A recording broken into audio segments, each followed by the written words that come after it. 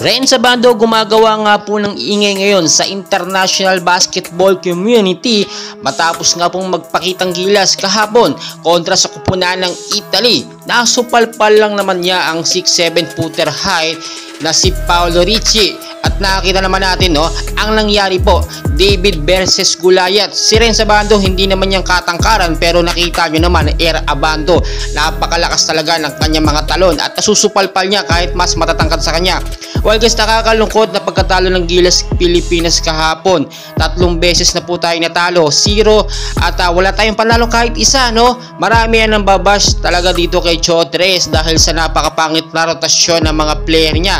At hindi nga nabibigyan ng magagandang highlights, Etong si Kai, pati si Abando, which is nakita natin kahapon nang pinasok si Renz Abando sa loob ng court ay sigawan. At Renz Abando talaga ang gusto ng mga fans, Filipino fans, Magkagayon man, natalo man ang Gilas Pilipinas natin, may pagkakataon pa po tayo, sa set B o sa group B, ay makakalaban po natin ang South Sudan at ang kupunan ng China, which is kinakailangan po nating talunin para magkaroon tayo ng pagkakataon makapasok or magkaroon ng ticket sa Olympics. Well guys, gaano kaya ang mangyayari, sunod-sunod na ang talo, siguro it's time na para palitan ito si Chotres ng ibang head coach ng Gilas Pilipinas. Sapat na ang napatunayan ni Coach Chotres na talagang ganun lang ang kaya niya, sa rotasyon ng mga player. Kahit nga po si Jordan Clarkson ay sobrang dismayado at hindi na nga pinagtatanggol pa itong si Chotres kasi wala din namang nangyayari.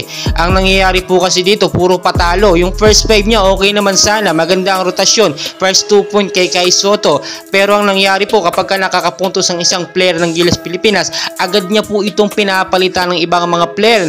Nababago po ang team chemistry, nawawala na po yun kapag ka si Chotres ang humahawak sa team. Well guys, magkagayon man, tignan natin yung mga susunod na updates kung tayo nga ba'y makakamove on pa or makakapasok pa sa Olympics kapag ka natalo natin ang kupunan ng South Sudan at ang kupunan ng China. Well guys, maraming pangaganapan, and please huwag niyo pong kalimutan mag-like and subscribe para updated kayo sa ating mga FIBA and Gilas Pilipinas updates. Maraming